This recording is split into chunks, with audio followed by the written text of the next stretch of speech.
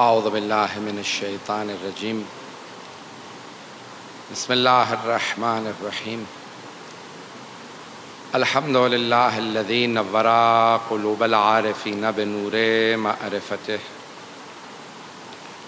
واثبت فؤاد انبیائہ واولیائہ بقصص الانبیاء والمرسلین وأكمل إيمان المسلمين والمؤمنين بولاية علي أمير المؤمنين عليه السلام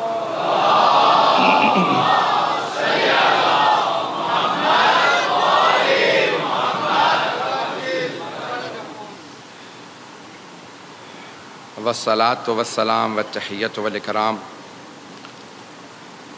على أفضل الموجودات العبد المؤيد والرسول المسدد المصطفى الأمجد المحمود الأحمد أعني أبا القاسم محمد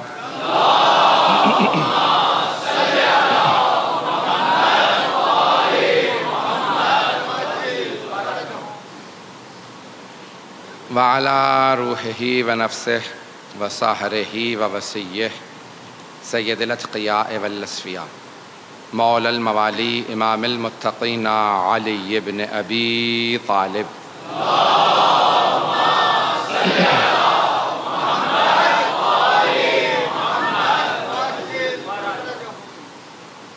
وعلی اوصیائہ لا سیما بقیۃ اللہ فی الارضین روحی وارواح العالمین لتراب مقدمہ الفدا واللعنة الدائمة على أعدائهم أجمعين من الآن إلى قيام يوم الدين أما بعد فقد قال الله الحكيم في كتابه الكريم بسم الله الرحمن الرحيم فأقم وجهك للدين حنيفا فطرة الله التي فطر الناس عليها لا تبديل لخلق الله ذلك الدين القيم ولكن أكثر الناس لا يعلمون صدق الله العلي العظيم صلوات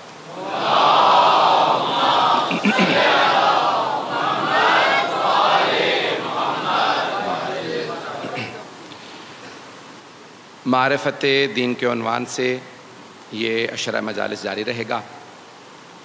ہم نے کہا کہ جاننے میں اور پہچاننے میں فرق ہے۔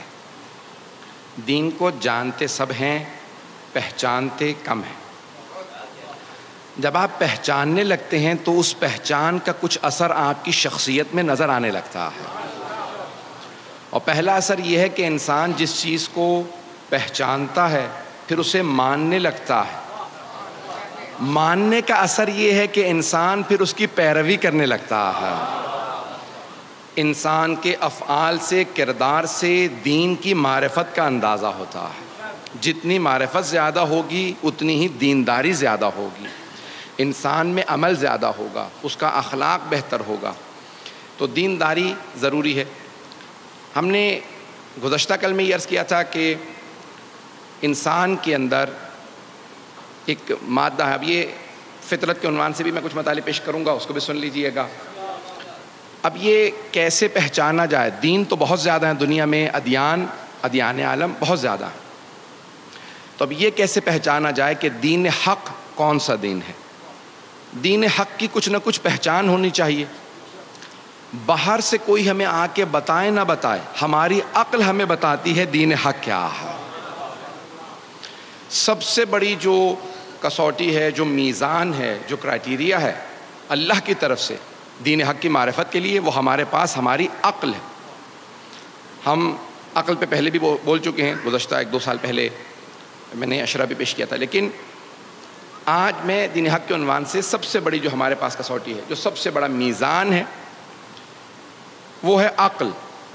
نحنو عبید الدلیل، ہم لوگ دلیل کے، عقل کے غلام ہیں، بغیر دلیل کے کسی شے کو نہیں مانتے، اور ہمیں خود ہماری عقل دین حق کی طرف لے جاتی ہے۔ شاید میں نے کبھی پہلے پیش کیا ہو، لیکن یہ جملہ سن لیجئے گا۔ خود سائنسدانوں نے تحقیق کی ہے امریکہ میں، اور اس نتیجے پہ پہنچے ہیں کہ انہوں نے انگریزی میں جو لفظ استعمال کیا ہے there is a God gene inside all of us, ہم سب میں ایک ایسا جین پایا جاتا ہے جسے گاڈ جین کہا جاتا ہے، یعنی جو ہمیں خدا تک لے جاتا ہے. ہر انسان میں کچھ ایسے جینز ہیں جو اسے خدا تک لے جاتے ہیں. انہوں نے یہ بحث کی ہے کہ کیونکہ ہم سب کے اندر ایک گاڈ جین ہے جو ہمیں خدا کی طرف لے جاتا ہے، تو ہر انسان اپنے اپنے خدا کو مانتا ہے. ہمارے علماء نے خصوصاً علامہ حلی نے، آپ نے نام سن رکھا ہوگا، ان کی بہت سی کتابیں ہیں. کشف المراد عقائد پہ بہت بڑی کتاب ہے، لیکن باب ہادی اشر کہنے کو چھوٹی کتاب ہے لیکن بہت علمی اور گہری کتاب ہے. وہاں سے ایک دو مطالب پیش کروں گا، غور سے سنیے گا. علامہ حلی فرماتے ہیں، کہتے ہیں کہ انسان کسی ایک خدا تک نہیں، اسی عقل کے ذریعے کسی ایک خدا تک نہیں بلکہ حقیقی خدا تک پہنچ سکتا ہے.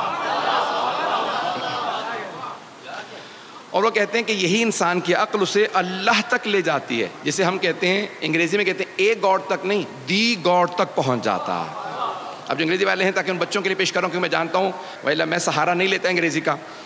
کسی ایک خدا تک نہیں بلکہ اسی خدا تک، وہی جو خدا ہے یعنی جو اللہ ہے، جس کے لیے تمام انبیاء نے کہا ہے لا الہ الا اللہ، اس خدا تک ہمیں عقل لے جاتی ہے. کیسے؟ اب دلیلیں سنیں گے علامہ حلی کی. علامہ حلی کا پورا نام ہے یوسف ابن مطہر الحلی، نام یوسف ہے، یوسف ابن مطہر حلی. 750 سال پہلے گزرے ہیں علامہ حلی. حرم امیر المؤمنین سے جب آپ باہر آئیں گے تو الٹے ہاتھ پہ ایک کمرے میں ان کی چھوٹی سی زمین پہ قبر ہے، کیونکہ وہاں بڑی قبروں کی گنجائش نہیں، کوئی مولا کائنات موجود ہے. تو وہاں بڑے بڑے علماء، بڑے بڑے فقہاء صرف اتنی درخواست کرتے تھے اگر ہمیں قبر میں کہیں قدموں میں جگہ مل جائے، زائرین کے، مولا کے نہیں، زائرین کے قدموں میں بھی جگہ مل جائے تو بڑی بات ہے. تو علامہ حلی کی وہاں قبر ہے، جب جائیں گے تو وہاں لکھا ہے یوسف ابن مطہر حلی. اتنا بڑا پہاڑ ہمارے فقہاء کا. اور جب ان کا انتقال ہوا، ان کے بیٹے فخر المحققین ان کے بیٹے ہیں، بہت بڑے ہمارے فقیہ ہیں. تو ان سے پوچھا کہ آپ نے اپنے بابا کو خواب میں دیکھا؟ کہا ہاں میں نے اپنے والد کو خواب میں دیکھا. کہا کچھ آپ نے پوچھا؟ کہا اتفاقاً خواب میں نے ان سے پوچھا کہ مرنے کے بعد آپ کے کیا کام آیا؟ تو آپ نے خود ہی فرمایا، علامہ حلی نے اپنے بیٹے سے کہا دو چیزیں بہت زیادہ کام آئیں. پہلی کتاب الالفین، انہوں نے کتاب لکھی، اس کا نام ہے الفین. الفین یعنی 2000، الف کہتے ہیں 1000 کو، الفین یعنی 2000. 1000 دلیلیں مولا علی کی افضلیت پہ اور 1000 دلیلیں ان کے خلیفہ بلا فصل ہونے پہ.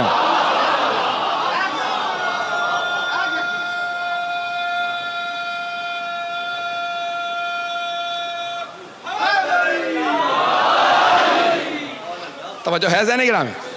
تو فخر المحققین جنہوں نے بے انتہا فقہ میں، رجال میں بڑی بڑی کتابیں لکھی ہیں، فرماتے ہیں میں نے علامہ حلی اپنے والد کو خواب میں دیکھا. کہ مرنے کے بعد آپ کے سب سے زیادہ کیا کام آیا؟ تو کہا دو چیزیں، کتاب الالفین و زیارت الحسین. کہا زیارت سید الشہداء بہت کام آئی، میں پیدل جایا کرتا تھا مشی کے لیے. اب سمجھ میں آیا یہ عام مومنوں نے شروع نہیں کیا، فقہاء کی ایجاد ہے. یہ فقہاء نے کہاں سے سیکھا؟ کہا جناب زینب کبریٰ چل کے آئی تھی. تو یہ پوری دنیا میں مشی ہے، یہ چلنا، جلوسوں میں آنا. اذان گرامی اب یہ پیش کر رہا ہوں علامہ حلی کی دلیلیں سنیں گے انشاءاللہ توحید پہ.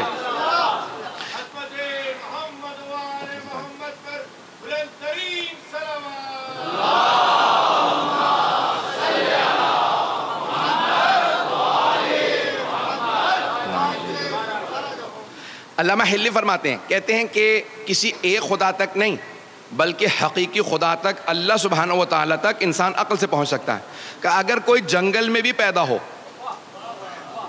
اور جنگل میں پیدا ہونے کے بعد بڑا ہونے لگے اور سوچے یہ اتنی بڑی کائنات ہے جو میں ساری کور ہی نہیں کر سکتا، ہر جگہ جا نہیں سکتا، چل پھر نہیں سکتا، یہ زمین اتنی بڑی ہے، باہر اتنے ستارے نظر آ رہے ہیں، مجھے کچھ سمجھ میں نہیں آ رہا، یہ خود بخود وجود میں آ سکتی ہے؟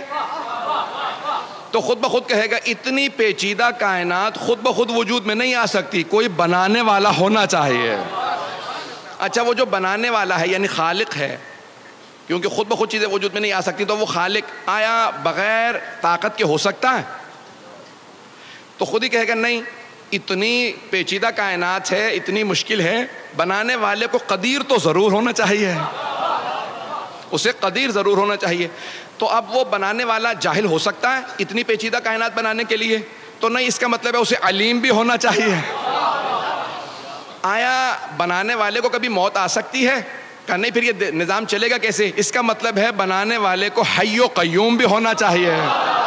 لوگ ہیں تو علامہ ہلی کہتے ہیں کہ ساری دلیلیں انسان جو جنگل میں بھی پیدا ہو سوچتا رہے تو اس خالق تک پہنچ جائے گا جو اللہ سبحانہ و تعالیٰ قدیر بھی ہے، علیم بھی ہے، حی و قیوم بھی ہے. خود انسان اس حی و قیوم تک پہنچ جائے گا. امیر المومنین نے بھی اسی انداز سے کہا ہے، یہ اسی مولا کے فرمان سے انہوں نے باتوں کو لے کے آگے بڑھایا ہے. اگر سننا چاہیں گے میں آگے بڑھوں گا. عزیزان گرامی، اب یہ دین حق انسان عقل سے پہنچے گا تو پہلی چیز جو اپنے لیے واضح کرے گا وہ ہے توحید. میں انشاءاللہ اگلی مجلس میں دوسرے مقام پہ ہمارے عقائد کے عنوان سے رضویہ میں جب پیش کروں گا توحید کو تفصیلی پیش کروں گا، کیونکہ یہاں میرا عنوان دین ہے. تو اب دین میں جو دین حق کی ضروریات ہیں انہیں پیش کر رہا ہوں. اگر سننا چاہیں تو تفصیل سے توحید کو بیان نہیں کر سکتا، وقت نہیں ہے. لیکن یہاں ایک اس آیت کے اندر فطرت اللہ التی فطر الناس علیہا، تو انسان کی فطرت میں توحید ہے. انسان فطرتاً اللہ کو مانتا ہے، فطرت میں ہے. کیسے؟ ایک دلیل دی ہے کسی اور بزرگ نے، اس کو دے پیش کر کے آگے بڑھوں گا. کہ مثال کے طور پہ ایک بچہ آئے اور آپ کو آ کے کہے کہ فلاں جگہ پہ یہ حادثہ ہو گیا، یا مثال کے طور پہ آگ لگ گئی. آپ سوچنے پہ مجبور ہوں گے، بچہ ہے. کچھ لوگ کہیں گے نہیں بچہ ہے، سننے کی ضرورت نہیں. اتنے میں ایک اور بچہ آ جائے اور دوسرا بچہ بھی آ کے وہی بات کہے جو پہلے بچے نے کہی تھی، وہاں آگ لگ گئی. اتنے میں بھی آپ سوچ رہے ہوں کہ 2 بچے آ چکے ہیں، تیسرا بچہ آ جائے کہ وہاں آگ لگ گئی ہے. کچھ لوگ کہیں گے بچے ہیں، بچوں کی کیا بات سننی. اتنے میں چوتھا، پانچواں، چھٹا، ساتواں، 10، 12، 14. اگر اتنے بچے آ جائیں تو ہر آدمی کہے گا بچے صحیح، بات تو ایک ہی کہہ رہے ہیں، نہیں پہنچا پایا. ارے بچے ہی صحیح لیکن بات ایک ہی دہرا رہے ہیں، سب کے سب ایک ہی بات کہہ رہے ہیں. وہاں کچھ ہو گیا، جا کے دیکھو تو صحیح. ایسا نہ ہو بچے ہیں لیکن بات صحیح کہہ رہے ہوں. تو امیر المومنین فرماتے ہیں ایک نہیں، 1,24,000 بچے نہیں، انبیاء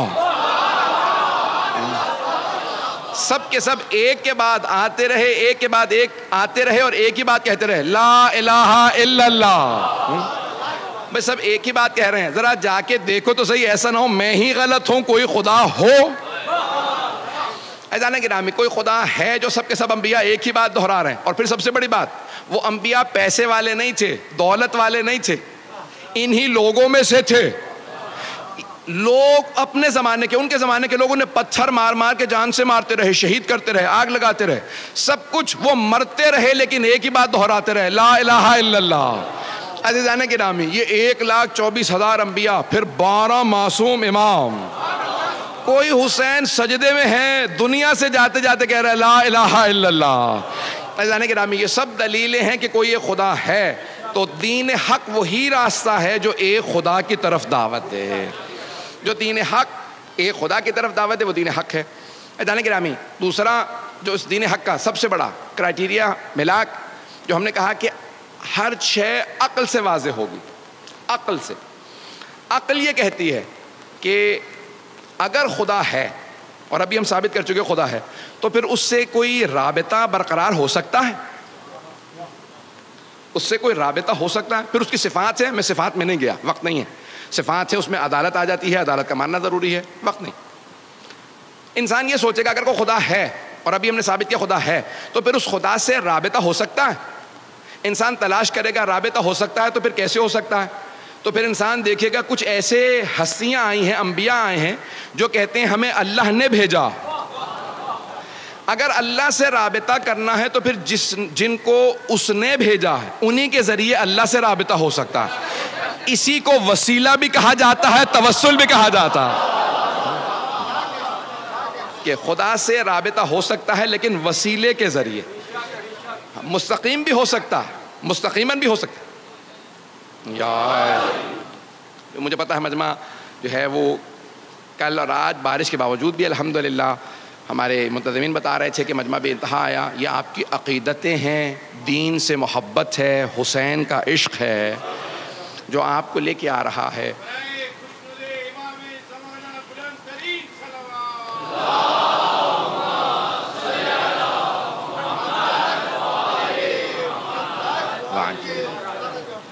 تو اب اس رابطے کا اللہ سبحانہ و تعالیٰ نے جب انسانوں کو خلق کیا تو اب وہ ان کے لیے کوئی انتظام بھی کرے گا.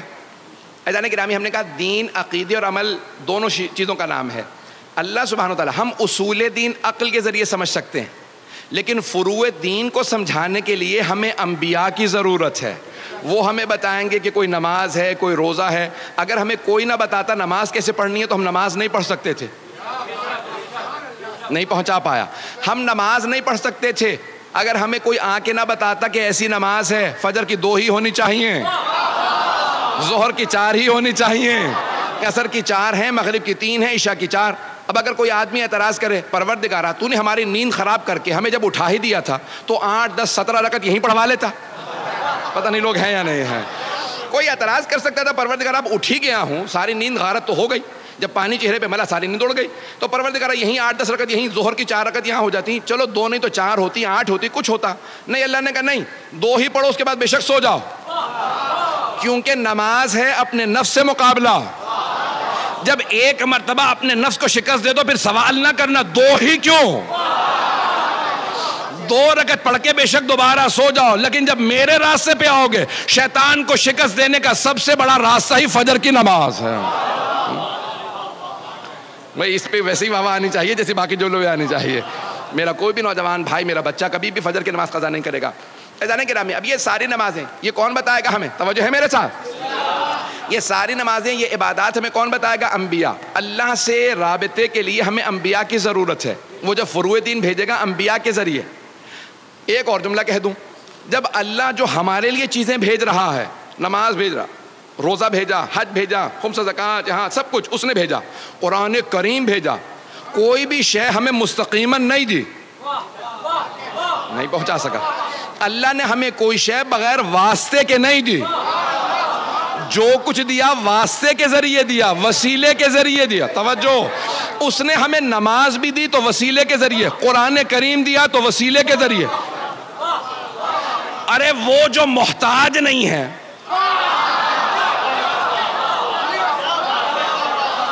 وہ اللہ جو کریم ہے، صمد ہے، لم یلد ولم یولد ہے، محتاج نہیں ہے، جب وہ بھیج رہا ہے تو وسیلے کے ذریعے. تو جب ہم یہاں سے بھیجیں،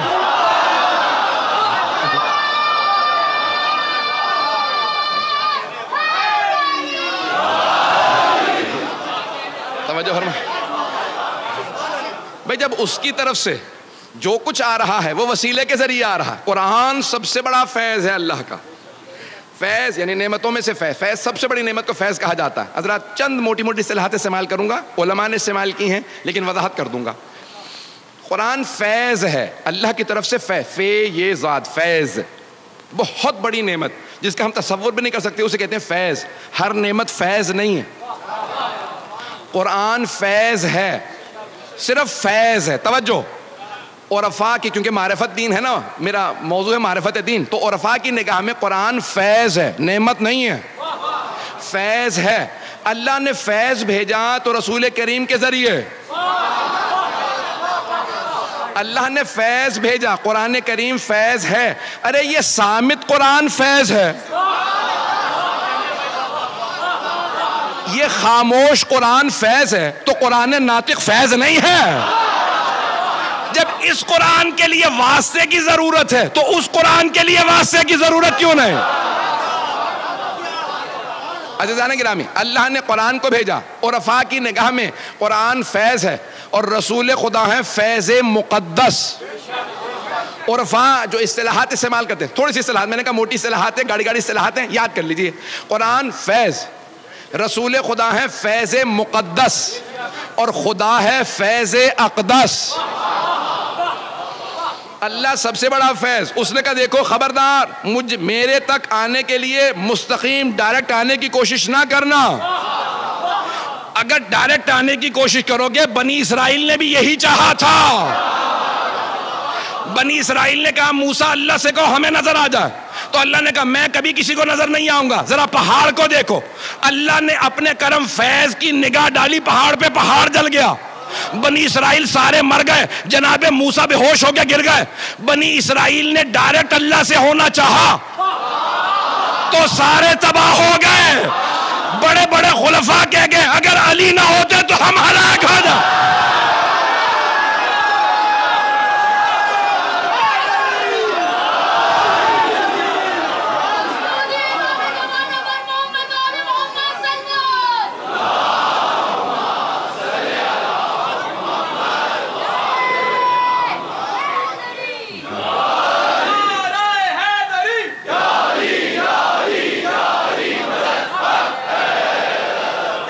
توجہ فرمائے جانے کے رام. اب یہ قرآن کریم فیض ہے, اس کو بھی ہمیں پانے کے لیے وسیلے کی ضرورت ہے. اللہ سبحانہ و تعالیٰ نے نہیں کہا کہ جاؤ میں نے پہاڑوں پہ نازل کر دیے جا کے لے آؤ. لو انزلنا هذا القرآن على جبل لرأيته خاشعا متصدعا من خشیۃ اللہ. اگر ہم اس قرآن کو پہاڑوں پہ نازل کر دیتے تو وہ ریزہ ریزہ ہو جاتا. قرآن کو پہاڑوں پہ نازل کر دیتے تو ریزہ ریزہ ہو جاتا. اللہ نے قرآن کو بھیجا تو قلب پیغمبر پہ. توجہ توجہ, سارے مجمع کی توجہ ہو. اذان گرامی, میں سارے اپنے مسلمان بھائیوں کا عقیدہ درست کرنا چاہتا ہوں. اللہ نے کہا اگر میں اپنے قرآن کو پہاڑوں پہ نازل کرتا تو وہ ریزہ ریزہ ہو جاتا, لیکن میں نے اپنے محمد کے, اپنے حبیب کے دل پہ قرآن کو نازل کیا. عزیزان گرامی, وہ دل جس پہ قرآن نازل ہو اور اسے کچھ نہ ہو, پہاڑوں پہ آئے تو پہاڑ ریزہ ریزہ ہو جائے. کیسے ممکن ہے کہ لوگ سینہ چیر کے,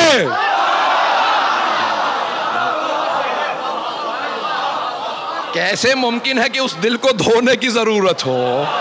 عزیزان گرامی, وہ دل اتنا پاک ہے, وہ دل اتنا عظیم ہے کہ جس دل پہ قرآن کریم نازل ہوتا ہے اور وہ پیغمبر اسلام بیان فرماتے ہیں. عزیزان گرامی, یہ تمام کی تمام نعمت. دین حق کی سب سے پہلی پہچان کیا؟ عقل بتاتی ہے جو باعظمت ہوں گے وہ اللہ والے ہوں گے, جو باعظمت ہوں گے وہ اللہ والے ہوں گے. تو عزیزان گرامی, دین حق کیسے پتہ چلے؟ علامات بتائیں گی. نمبر 2. دوسرا, متعدد کتابوں سے, جتنی آسمانی کتابیں ہیں سب میں تذکرہ آئے گا دین حق والوں کا.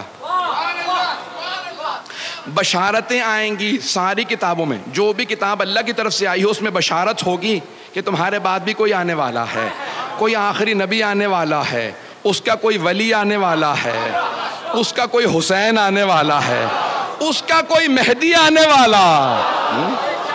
تو سارے انبیاء کی کتابوں میں تذکرہ آتا رہے گا. آج میں چند جلدی حوالہ جات پیش کرنا چاہتا ہوں, اگر حوالہ جات سننا چاہیں گے تو آئیے ذرا. پہلے ویدوں سے پیش کر رہا ہوں.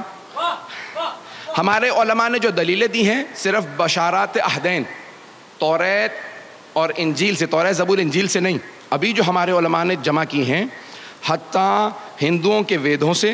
بھگوت گیتا کئی ویدوں سے مل کے بنی ہے, جو ان کی مقدس کتاب ہے بھگوت گیتا, وہ ویدوں سے مل کے بنی. 16 وید ہیں. تو ویدوں کے اندر, ویدھا جسے کہا جاتا ہے, اس میں سے ایک خود ہندو بہت بڑے پنڈت ہیں, انہوں نے کتاب لکھی ہے کالکی اوتار کے نام سے, اور اس میں انہوں نے ثابت کیا ہے کہ جو نشانیاں ساری ہماری ویدھا میں تھیں, کالکی اوتار یا کہہ لیں جو کائنات پہ اللہ کا سب سے بڑا, یا اس نے ایشور لکھا ہے خدا, جو سب سے بڑا خدا ہے, اس کا جو سب سے بڑا نمائندہ آئے گا اسے ہندی میں یا سنسکرت میں کالکی اوتار کہتے ہیں. عربی میں اگر دیکھیں تو اسی کو کہتے ہیں رحمت للعالمین. پتہ نہیں لوگ ہیں یا نہیں ہیں. تو اب اس نے کچھ نشانیاں بتائی ہیں, تو کہا کہ وہ جزیرے میں آئے گا, اور جزیرت العرب کہا جاتا ہے حجاز کو, کہ جزیرے میں آئے گا. اور متعدد نام لکھے ہیں جو سنسکرت سے ہندی میں ترجمہ ہوئے ہیں, ایشور داس یا وشنو بھگت, یہ 2 الفاظ استعمال کیے گئے ہیں. توجہ ہے میرے ساتھ, گھبرا تو نہیں رہے ہیں؟ داس غلام کو کہتے ہیں, بندے کو کہتے ہیں, بھگت بھی بندے کو کہتے ہیں, ایشور سب سے بڑے خدا کو کہتے ہیں, اور وشنو بھی خدا کے ناموں میں سے ایک نام ہے جو ہندوؤں کے استعمال ہوتا ہے. بھگت یا داس جب عربی میں ترجمہ کیا جائے, بندہ تو عربی میں بنتا ہے عبد, اور سب سے بڑے خدا کو کہا جاتا ہے اللہ. اگر اسی ایشور داس یا وشنو بھگت کا عربی میں ترجمہ کیا جائے تو عبداللہ بنتا ہے. پتہ نہیں لوگ ہیں یا نہیں ہے. کہ وہ جو آخری کالکی اوتار آئے گا اس کے والد کا نام وشنو بھگت ہوگا, یعنی عبداللہ ہوگا. پتہ نہیں لوگ ہیں یا نہیں ہے.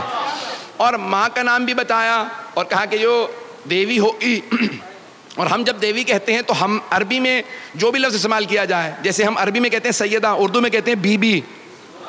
شانتی یعنی امن سے ہے, اور اسے عربی میں ترجمہ کیا جائے تو امن سے ہے.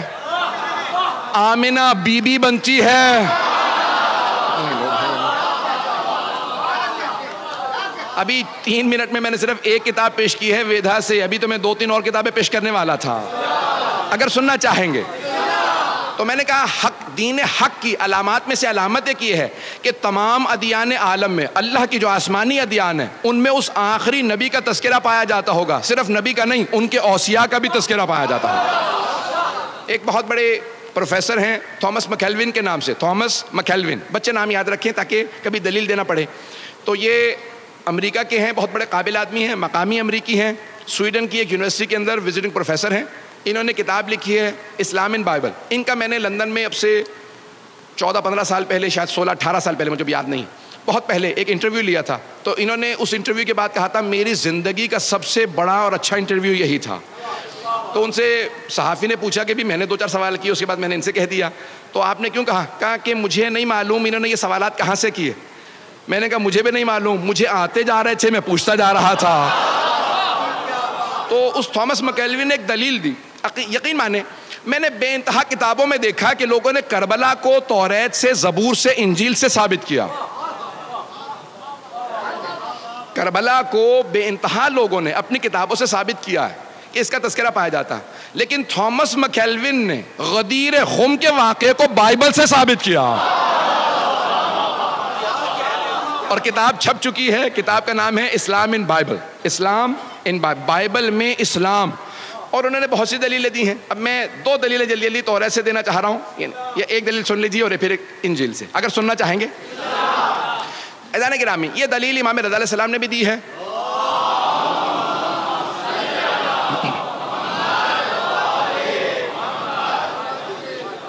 میرا یہ 7واں سال ہے، 7واں عشرہ ہے آپ لوگوں کے ساتھ، اور 7 سال پہلے جو پہلا عشرہ تھا وہ زندگانی اہل بیت پہ تھا۔ اس میں نے امام رضا یعنی ائمہ پہ پڑھا تھا، امام کا مناظرہ پڑھا تھا، وہاں پہ چند جملے پیش کیے تھے، آج سن لیجئے گا۔ اور یہ میرا 7واں اور آخری سال ہے انشاءاللہ تعالیٰ۔ یہ انشاءاللہ خراسان کی آپ کے ممبر سے میں مطالعے پیش کر رہا ہوں۔ اس مناظرے کے 2 جملے سن لیجئے گا، سارے مجمع کی توجہ رہے گی میرے ساتھ۔ عزیزان گرامی، امام رضا علیہ السلام، امام علی بن موسیٰ علیہ السلام نے دلیلیں دی ہیں، اور یہ توریت، زبور، انجیل کے اندر سے دلیلیں دی ہیں رسول خدا کی حقانیت پہ۔ اگر سننا چاہیں گے تو میں پورا خون جگر لگاؤں گا۔ آپ جانتے ہیں کہ جب میں باہر سے مناظر ائمہ کے پیش کرتا ہوں تو پھر میں یہاں نہیں ہوتا ہوں، یا مشہد میں ہوتا ہوں یا نجف میں ہوتا ہوں۔ مجمع کی توجہ میرے ساتھ رہے گی۔ عزیزان گرامی، جب پوچھا گیا، مختلف ادیان عالم کے لوگوں نے امام معصوم سے سوال کیا، ہماری کتابوں سے ثابت کیجئے کہ آپ کے نبی کا تذکرہ ہماری کتابوں میں ہو۔ یہودیوں نے کہا، عیسائیوں نے کہا، مجوسیوں نے کہا، ہربیز، ستارہ پرست، اس زمانے میں سابعی جتنے ادیان تھے، حتیٰ ہندو، جب خراسان پہنچے اور امام سے مناظرہ کیا، امام نے تمام ادیان عالم کے تمام بڑے بڑے علماء کو ان کی کتابوں سے، ان کی زبان میں جواب دیا۔ یہ میں بہت سوچا کرتا تھا، امام نے ہر عالم کو اسی کی زبان میں جواب کیوں دیا؟ اسی کی کتاب سے جواب دینا تو ضروری تھا، اس کی زبان میں جواب کیوں دیا؟ عربی میں جواب دیتے، اس کی زبان میں جواب دینا اس لیے تاکہ کبھی یہ کوئی نہ کہے کہ پیغمبر امی کے معنی یہ ہیں کہ ان پڑھ تھے۔ ارے جب وسیع ایسے ہیں تو نبی کیسے ہوں گے؟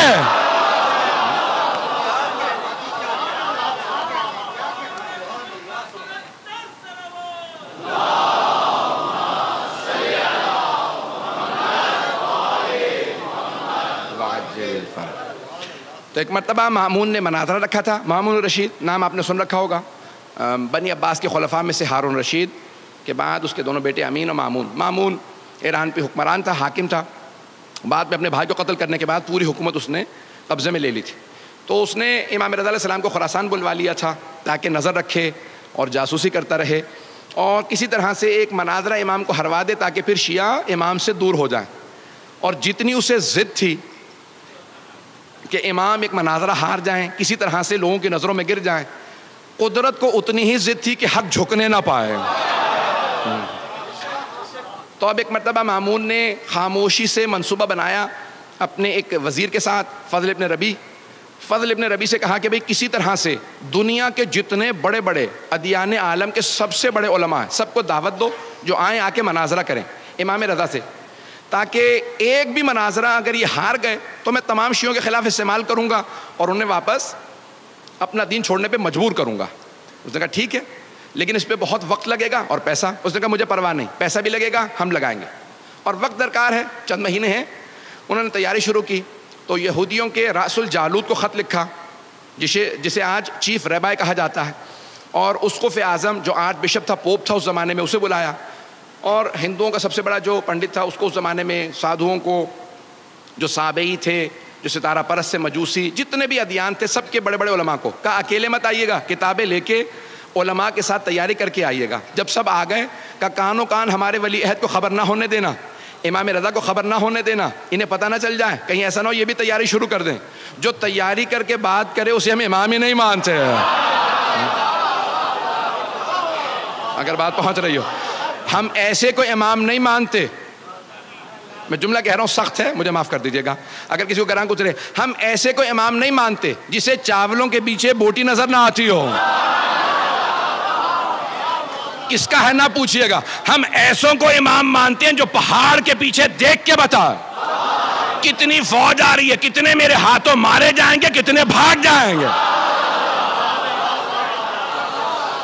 عزیزان گرامی, ایک مرتبہ مامون نے کہا امام کو کان و کان خبر نہ ہو. تیاری شروع ہو گئی, سارے علماء پہنچ گئے. ایک مرتبہ مامون نے سوال کیا آپ لوگوں کی تیاری ہے؟ سب نے کہا تیاری تو ہے لیکن ہم عربی نہیں جانتے, ہمیں ایک وسیلے کی ضرورت ہے. پتہ نہیں لوگ ہیں یا نہیں ہے. ہمیں ایک واسطے کی ضرورت ہے جو ہمارا ترجمہ کرتے ہماری بات ان تک. کہیں گے یہ تو اور بھی اچھا ہے. جب وہ خود ہی مجھ سے کہیں گے نا مجھے انٹرپریٹر چاہیے, مجھے مترجم چاہیے, مجھے کوئی واسطہ چاہیے بیچ میں, تو بہت اچھا ہوگا. وہ کوئی ضرورت نہیں, پریشان مت ہوں.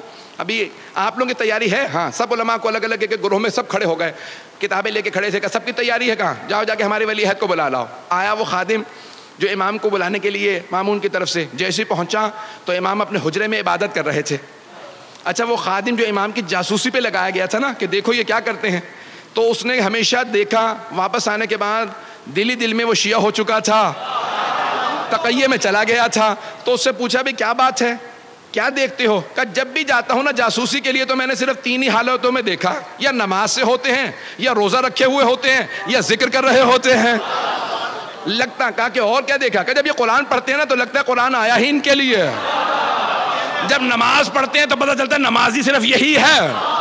روزہ خود گواہی دیتا ہے یہ روزے دار ہے, ذکر انہی کے لیے بنا ہے. تو ایک مرتبہ کہا جاؤ جا کے بلا لاؤ ہمارے ولی عہد کو. اچھا وہ بیچارہ ہو تو گیا تھا اندر سے امام کا ماننے والا, لیکن اب پریشان کہ کس طرح سے بلاؤں. تازہ تازہ جو آدمی آتا ہے نا اس کے لیے ابھی مسئلہ ہوتا ہے کچھ. تو آیا اور آنے کے بعد کہا کہ مولا آپ کو مامون نے بلایا. امام نے اسے مسکرا کے دیکھا, کب بلایا مجھے ہے, پریشان تو ہے. اس نے کہا مولا ایسی بات نہیں ہے, وہ وہاں مناظرے کے لیے تمام ادیان عالم کے سب سے بڑے بڑے علماء آ گئے. تو امام نے کہا کیا تجھے اپنے مولا کے علم پہ شک ہے؟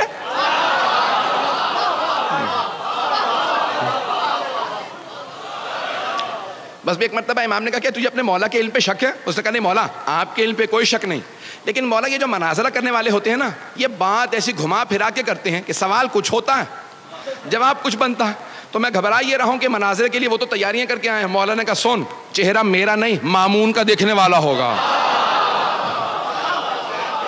جب میں ہر عالم کو اسی کی زبان میں اسی کی کتاب سے جواب دوں گا تو چہرہ مامون کا دیکھنے والا ہوگا. بس بے وقت نہیں رہا, جلدی جلدی مجھے دلیلیں پیش کرنا ہے. امام رضا علیہ السلام پہنچے. اب میں اپنے انداز سے پیش کروں کیسے آئے ہوں گے دربار میں. تو مامون نے ایک مرتبہ کہا خبردار کوئی امام کے لیے دروازہ نہ کھولے. وہ خود ولی عہد ہیں, کہ دروازہ وہ خود کھولیں گے. آپ کو پتا نا محلوں کے دروازے بہت بڑے بڑے ہوتے ہیں, کہ محل کے دروازوں کو وہ دھکیلیں, پردہ کوئی نہ ہٹائے. جبکہ سپاہی موجود تھے, کہ خبردار کوئی پردہ نہ ہٹائے. وہ خود چلتے ہوئے آئیں اور کوئی ان کی تعظیم میں کھڑا نہ ہو. جب وہ مجھ سے آ کے سلام کر کے اجازت مانگیں گے میں بتاؤں گا انہیں کہاں بیٹھنا ہے. ایک مرتبہ میں اپنے انداز سے پیش کر رہا ہوں, امام چلے. امام نے ولایت کی قبا اوڑھی, امامت کی ابا کاندھوں پہ رکھی, عصمت کا امامہ سر پہ رکھا, تولا کی تسبیح لی, تبرہ کا ڈنڈا لیا.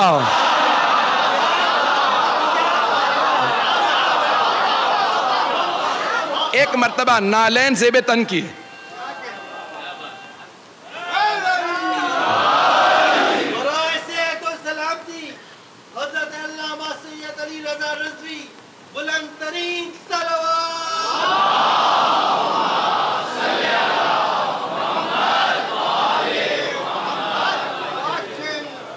آپ حضرات کی محبت و عقیدتوں کا بے انتہا شکریہ. بس سن لیجیے گا, 5 سے 7 منٹ زحمت دوں گا. ایک مرتبہ امام چلے, جیسے ہی امام نے نالین سے بے تن کیے چلنے لگے تو میرا دل کہتا ہے زمین قدموں کے بوسے دے رہی ہوگی, آسمان سر پہ سایہ کر رہا ہوگا. جب امام کائنات چلے ہوں گے تو ایک مرتبہ ہوا چلنے لگی, خود بخود دروازے کھلنے لگے, پردے سر پہ سایہ کرنے لگے اور وہ تمام درباری جیسے کسی نے گریبان میں ہاتھ ڈال کے کھڑا کر دیا ہو، سب کے سب تعظیماً کھڑے ہو گئے. وہ جو تخت پہ بیٹھا تھا مامون، وہ خود بخود کھڑے ہو کے کہنے لگا فرزند رسول یہ آپ ہی کی جگہ ہے.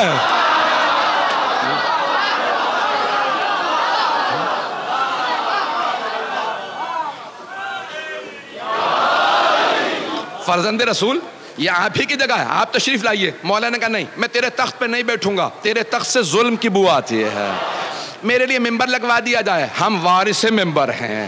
ایک مرتبہ امام کے لیے ممبر لگایا گیا، امام ممبر پہ تشریف لائے. مامون نے فوراً امام کو دیکھا، کہا فرزند رسول کچھ لوگ سوالات کرنے آئے تھے. یہ نہیں کہا میں نے دعوت دے کے بلایا ہے سازش کے تحت اور یہ سب بڑے بڑے دور سے پیسے لے کے آئے ہیں، کچھ نہیں کہا. کہ فرزند رسول کچھ لوگ سوالات کرنے آ گئے تھے تو میں نے سوچا آپ ہی سے سوال پوچھ لے، میں کیا جواب دے پاؤں گا. مولا نے مسکرا کے مجمع کو دیکھا اور اس طرح سے دیکھا کہ سب کے ذہنوں پہ امام ایسے مسلط ہوئے کہ سب پہ روب طاری ہو گیا.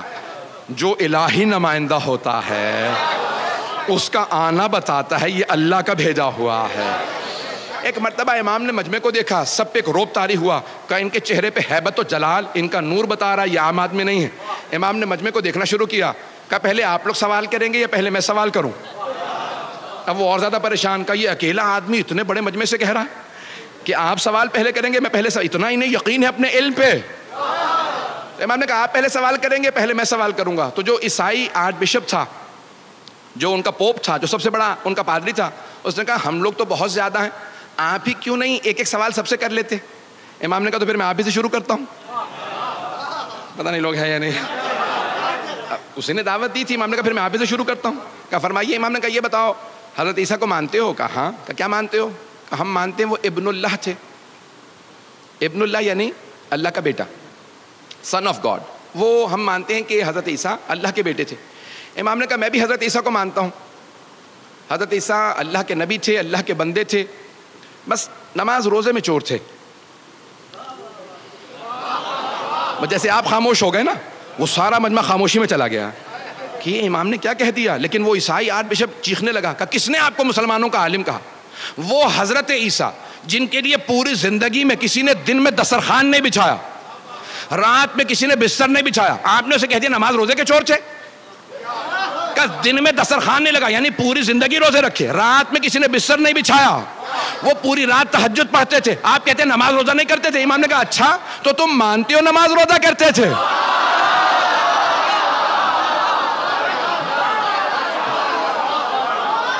مناظر ایسے ہی ہوتا ہے. امام نے کہا اچھا تو مانتے ہو تم نماز روزہ کرتے تھے؟ کہا ہاں بے شک. جناب عیسیٰ نے پوری زندگی تہجد پڑھی، پوری زندگی نمازیں پڑھی، پوری زندگی روزے رکھے. امام نے کہا اچھا یہ بتا نماز روزہ کیا ہے؟ کہا نماز روزہ عبادت ہے. امام نے کہا پھر سن، جو عبادت کرتا ہے وہ عبد ہوتا ہے، ابن نہیں. جو عبادت کرتا ہے وہ بندہ ہوتا ہے، بیٹا نہیں. پتہ نہیں توجہ ہے یا نہیں. امام نے کہا وہ بندہ ہوتا ہے، بیٹا نہیں. امام نے کہا تیرا سوال. اس نے کہا میرے پاس کوئی سوال نہیں.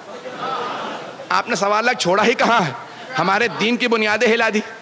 ہمارے پورے دین کی بنیاد یہی ہے کہ عیسیٰ اللہ کے بیٹے ہیں. ابھی آپ نے ثابت کر دیا نہیں ہے، کسی اور سے بات کر لیجئے. امام نے فوراً یہودیوں کا رخ کیا. کہا یہودیوں تم جناب موسیٰ تک سارے انبیاء کو مانتے ہو، بعد والے انبیاء کو کیوں نہیں مانتے؟ کہا کیونکہ بعد والے انبیاء نے ویسے معجزات نہیں دکھائے جیسے جناب موسیٰ نے دکھائے تھے. جناب امام رضا علیہ السلام نے فرمایا، کہا قرآن کریم نے کہا کہ جناب موسیٰ نے 2 معجزات دکھائے. جیب میں ہاتھ ڈال کے نکالتے تو ید بیضا تھا، نور نکلتا تھا. ہاتھ میں عصا ہوتا تھا، زمین پہ پھینکتے تو اژدہا میں تبدیل ہو جاتا. کہا 2 معجزات قرآن کریم نے بتائے، تم بتاؤ تم کتنے معجزات مانتے ہو؟ کہا یہی 2 معجزات ہم بھی مانتے ہیں. امام نے کہا اگر بعد والے انبیاء کا میں دکھاؤں، انہوں نے تو اس سے بڑے بڑے معجزات دکھائے. جناب عیسیٰ نے مردوں کو ٹھوکر مار کے کہا قم بإذن ربک، مردہ زندہ کر دیا. ختمی مرتبت نے چاند کے 2 ٹکڑے کر دیے. کہ بعد والے انبیاء نے تو اور بڑے بڑے معجزات دکھائے، تم کیوں نہیں مانتے؟ کہ لیکن وہ بعد والے انبیاء کے معجزات ہم نے خود نہیں دیکھے اس لیے نہیں مانتے. امام نے کہا اچھا یہ بتا جناب موسیٰ کے معجزات تو نے خود دیکھے؟ پتہ نہیں لوگ ہیں یا نہیں.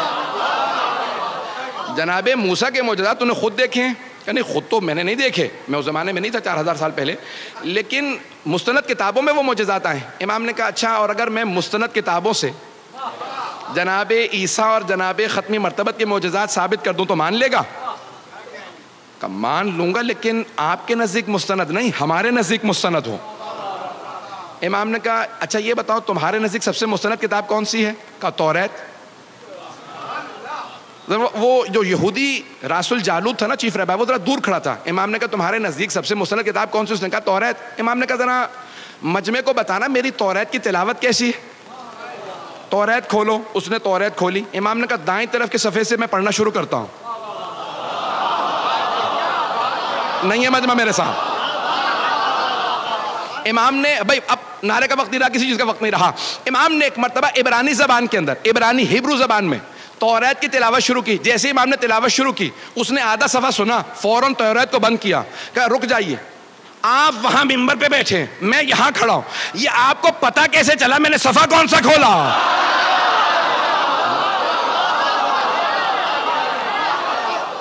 امام نے فرمایا کہا کہ اگر بغیر دیکھے بتا نہ سکوں تو حجت خدا کیسا؟ امام نے کہا ذرا مجمع کو بتا میری توریت کی تلاوت کیسی ہے؟ کہا ایھا الناس ہے لوگوں, میں گواہی دیتا ہوں یہ توریت کو مجھ سے بہتر جانتے ہیں, ان کی تلاوت بھی مجھ سے بہتر ہے, ان کا علم بھی مجھ سے زیادہ ہے. امام نے کہا تم نے کہا تھا نا تمہارے نزدیک مستند کتاب ہو, اب میں حوالہ دے رہا ہوں. بائبل تینوں کتابوں کا نام ہے. جب کہتے ہیں نا بائبل تو توریت, Old Testament, Psalms of David and the New Testament, تینوں مل کے بائبل بنتی ہیں. اولڈ ٹیسٹمنٹ جو ہے وہ توریت ہے, سامز آف ڈیوڈ زبور ہے, اور نیو ٹیسٹمنٹ انجیل. بات واضح ہو گئی ہے؟ جن کو ابھی تک واضح نہیں ہوئی بعد میں ریکارڈنگ سن لیجیے گا, میری رفتار بڑھتی رہے گی. عزیزان گرامی, امام رضا علیہ السلام نے فرمایا کہ توریت سے حوالہ دے رہا ہوں. کہ تمہاری کتاب ہے مانتے ہو؟ کہا ہاں. امام نے کہا حوالہ چاہیے نا ہمارے نبی کا, بعد والے انبیاء کا. کہا ذرا توریت کھولو. سورہ تمہاری کتاب کا سورہ حبقوق, اس نے فوراً سورہ کھولا جو ٹرومنی انگلش کے اندر. امام نے کہا وہاں پہ آیت نمبر 11 سے لے کے 19 تک میں تلاوت کرتا ہوں, اور سنتے چلے جانا. اب سارا مجمع سن رہا ہے, مامون بھی دیکھ رہا ہے کہ کیا ہوتا ہے, یہ توریت سے ثابت کر رہے ہیں. تو ایک مرتبہ امام نے بیان کرنا شروع کیا. امام نے کہا سنو, وَتَجَلَّى رَبُّكَ عربی میں موجود تھا. جب میں اس کا انگریزی میں ترجمہ کر رہا تھا نا کتاب کا, تو میں پریشان ہو رہا تھا. رات کے 12 بجے کے بعد کا وقت تھا کہ یہ 1200 سال پہلے امام رضا نے اس زمانے کی توریت سے حوالہ دیا. توریت زبور انجیل کو تبدیل کر دیا گیا, تحریف کر دیا گیا, توجہ بدل دیا گیا. یہ آج بھی حوالہ موجود ہے یا نہیں؟ 2007 یا 8 کی بات ہے جب میں ترجمہ کر رہا تھا. میں فوراً آن لائن ہوا. اس زمانے میں وائی فائی ابھی دستیاب نہیں تھا. میں نے جا کے دیکھا gospel.com پہ کہ گیٹ وے ٹو بائبل. میں نے دیکھا کہ بھئی یہ موجود ہے یا نہیں, عربی کی عبارت کو, کیونکہ شیخ صدوق نے عربی میں لکھا تھا. میں نے فوراً وہاں ٹائپ کیا تو آج موجودہ توریت میں امام کا حوالہ موجود تھا. میرا یقین اور زیادہ بڑھ گیا. ہم ایسے امام کی امامت کے قائل ہیں کہ جن کی نگاہیں دیکھ لیں توریت بدل جائے گی, لیکن تبدیل ہونے کے بعد بھی 1250 سال بعد جو حوالہ توریت میں رہے گا وہ حوالہ امام نے دیا. امام نے وہ حوالہ دیا. ایک مرتبہ امام نے کہا کھولو. اب وہاں پہ کہا وَتَجَلَّى, اب آپ کے رب نے اپنی وحی کو نازل کیا. وحی کو نازل کیا, your lord sent his manifestation, انگریزی ترجمہ بھی وہاں پہ موجود ہے کہ آپ کے رب نے اپنے وحی کو نازل کیا.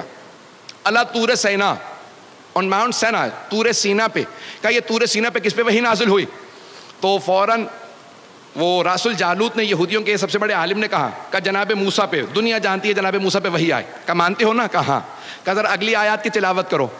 اور وَتَجَلَّى رَبُّكَ, اور تمہارا رب وحی نازل کرے گا علی جبل السعیر, انگریزی میں تھا ماؤنٹ سائر. کا جبل سعیر پہ, ماؤنٹ سائر پہ, جبل سعیر پہ, کوہ سعیر پہ وحی نازل کرے گا. کہا بتاؤ یہ کوہ سعیر پہ کس پہ وحی آئی؟ ایک مرتبہ یہودی عالم خاموش ہو گیا. کہا میں نہیں جانتا.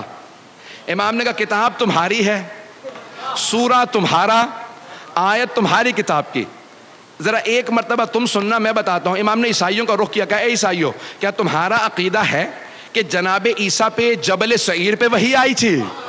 سارے عیسائیوں نے کہا ہاں ہم مانتے ہیں کہ جناب عیسیٰ پہ جبل سعیر پہ وحی آئے.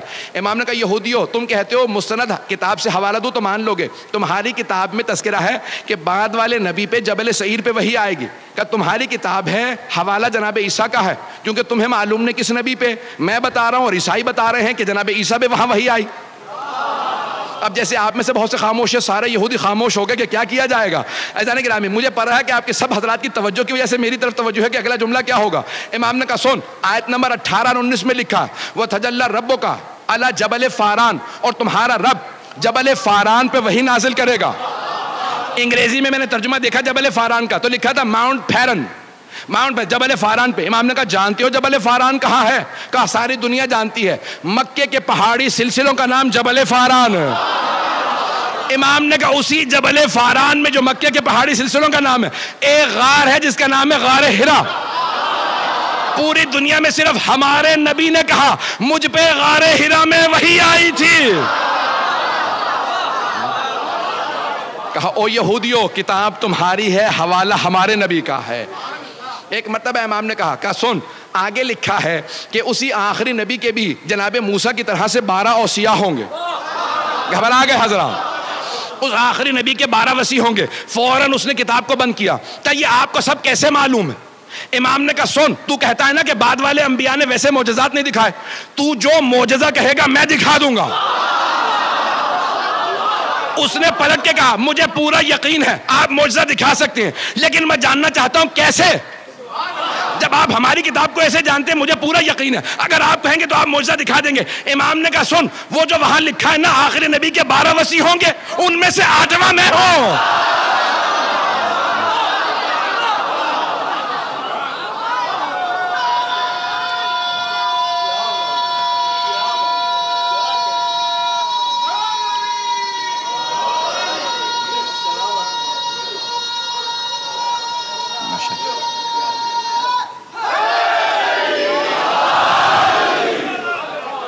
توجہ فرمائے جانے گا. دین حق وہ ہوگا, دین حق وہ ہوگا جس کی حقانیت کی دلیلیں تمام کتابوں میں ہوں گے. تمام آسمانی کتابیں گواہی دیں گی یہی دین حق ہے.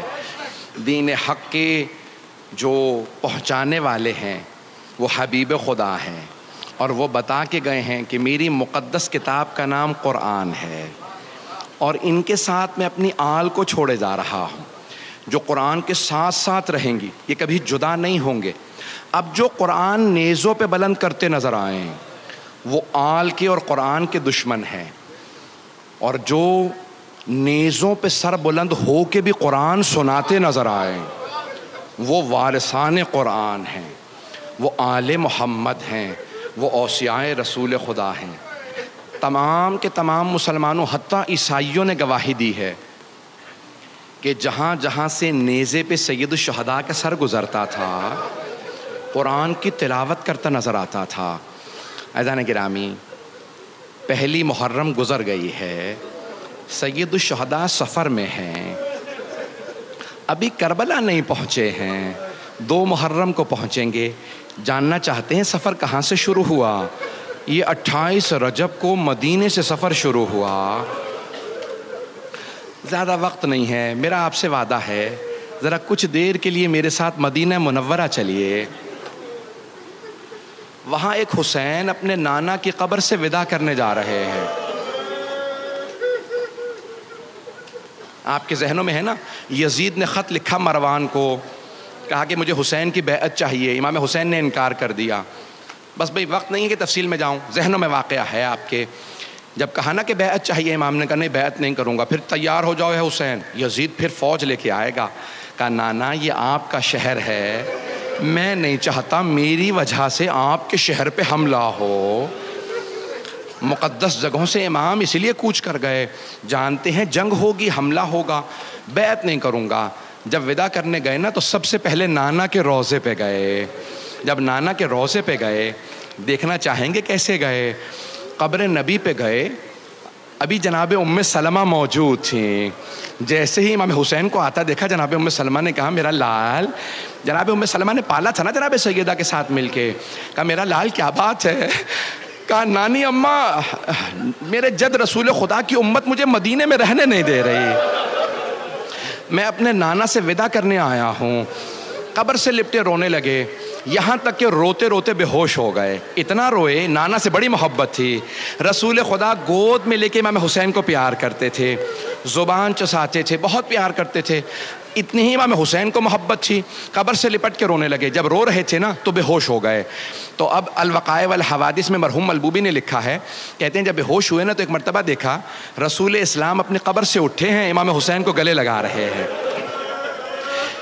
امام حسین نے خواب دیکھا کہ رسول خدا اٹھے, گلے سے لگایا. امام حسین کو ایک جملہ کہا, کہا نانا میرے لیے کیا حکم ہے آپ کا؟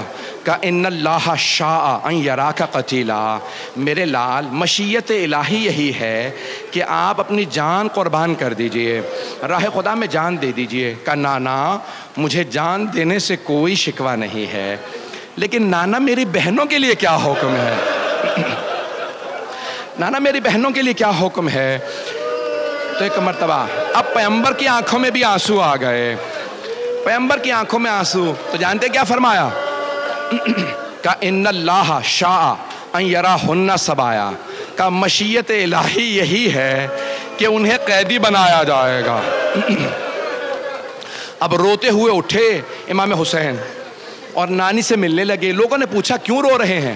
کہا میرے نانا نے بتایا ہے کہ میری شہادت ہوگی۔ کہا شہادت پہ رو رہے ہیں؟ کہا نہیں مجھے شہادت پہ کوئی رونا نہیں آ رہا۔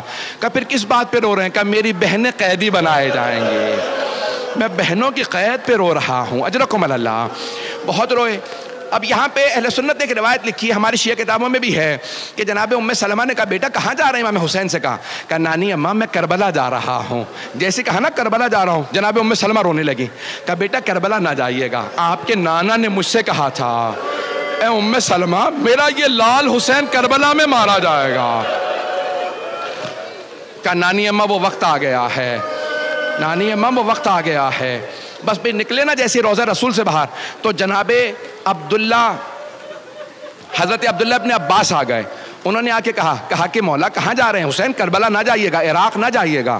عراق میں یہ جو کوفے والے ہیں نا، انہوں نے آپ کے بابا سے وفا نہیں کی تھی، بھائی سے وفا نہیں کی تھی، کوفے والے وفا نہیں کریں گے، آپ عراق نہ جائیے۔ مولا نے کہا میں شہادت کے لیے جا رہا ہوں، میں جانتا ہوں وہ وفا نہیں کریں گے، وہ مجھے مار دیں گے، میں شہادت ہی کے لیے جا رہا ہوں۔ تو جناب عبداللہ ابن عباس رونے لگے۔ کہا آپ شہادت کے لیے جا رہے ہیں؟ پھر مجھے سمجھ نہیں آتا بہنوں کو ساتھ کیوں لے جا رہے ہیں؟ کہا کہ ابن عباس ہے، عباس کے بیٹے، میں جب شہادت دوں گا تو دین بچے گا اور میری بہنوں کی قید سے میری شہادت بچے گی۔ اب میں ایک سوال کروں آپ سے، بہنوں کی وجہ سے شہادت بچے گی، بہنوں کی مظلومیت کی دلیل کیا ہے؟ چھوٹے چھوٹے بچے، ایک چھوٹی سی بی بی جس کے کانوں سے بالیاں اتاری گئی تھی، جسے پورے رسے میں تماچے لگے تھے، جو خیموں میں بھی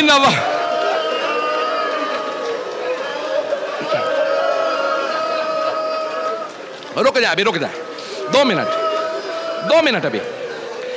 ابھی نہیں 2 منٹ، میں جانتا ہوں آپ سے برداشت نہیں ہوگا۔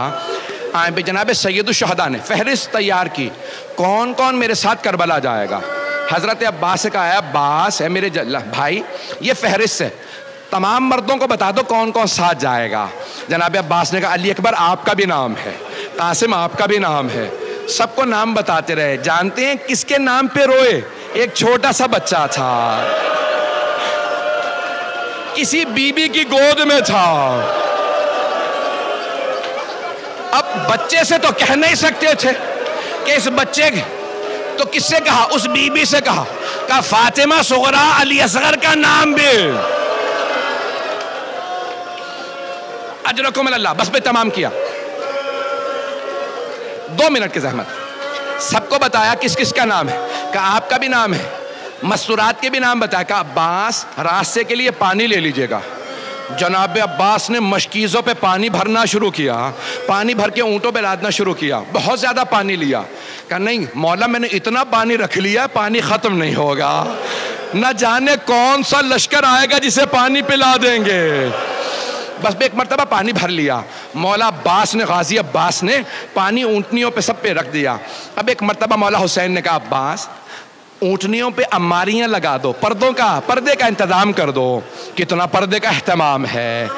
جوانان بنی ہاشم سے کہو کھڑے ہو جائیں، اب میرے گھر سے بیویاں آئیں گی۔ مولا مسند بچھا کے بیٹھ گئے، اندر سے خاتون آواز دیتی کون سی بیوی آ رہی ہے، مولا اسی طرح سے آواز دیتے، اونٹنی آ کے بیٹھتی، مولا آواز دیتے، اندر سے آواز آئی حسن مجتبیٰ کی بیوہ آ رہی ہے۔ جناب ام فروہ کے آنے پہ مولا حسین نے آواز دی قاسم ماں کا بازو تھامو سوار کرا دو۔ سارے مصائب میں نے چھوڑ دیے، اتنے میں کسی اندر سے خاتون نے کہا لیلا آ رہی ہیں۔ جناب سید الشہداء نے کہا علی اکبر ماں کا بازو تھامو۔ جناب علی اکبر نے بازو تھاما، ماں کو سوار کرایا۔ اتنے میں عبداللہ ابن سنان راوی ہے، وہ کہتا ہے میں نے سنا کسی نے آواز دی علی کی بیٹی ام کلثوم آ رہی ہیں۔ ایک مرتبہ مولا حسین نے کہا عباس بہن کو سوار کرا دو۔ جناب عباس آگے بڑھے، جناب ام کلثوم کو ناقہ پہ سوار کرا دیا۔ اتنے میں کسی نے آواز دی علی کی بیٹی زینب کبریٰ۔ راوی کہتا ہے میں نے خود دیکھا حسین مسند سے کھڑے ہو گئے۔ 2 منٹ۔ راوی کہتا ہے میں نے دیکھا حسین مسند سے کھڑے ہوئے، آواز دی عباس گھٹنا زمین پہ رکھو، علی اکبر ماں کا بازو پکڑو، اون و محمد عماری کا پردہ ہٹاؤ، کہ سارے جوانان بنی ہاشم کھڑے ہو گئے۔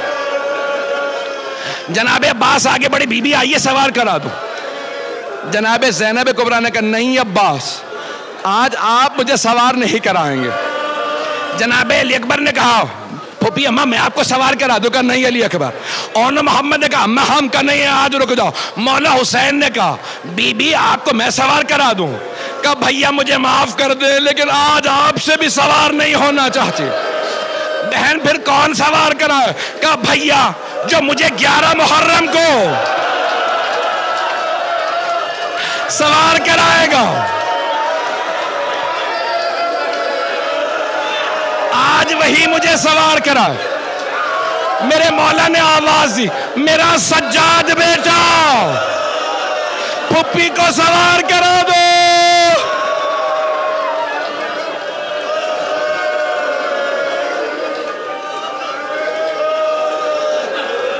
الا لعنت اللہ علی القوم الظالمین۔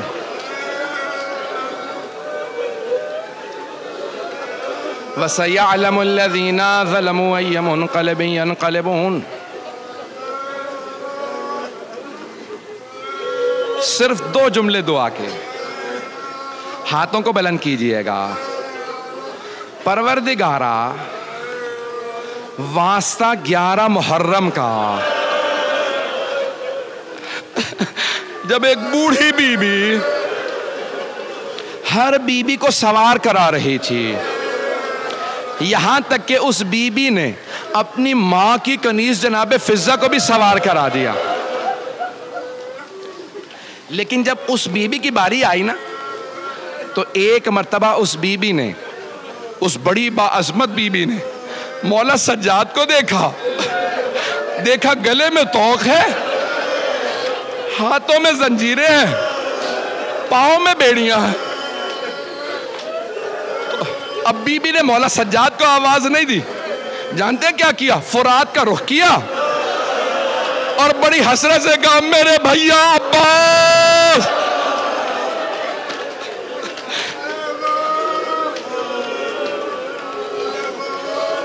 پروردگارا 11 محرم کا واسطہ ہم سب کو امام زمانہ کا ظہور دیکھنا نصیب فرما، دشمنان اہل بیت کو نیست و نابود فرما۔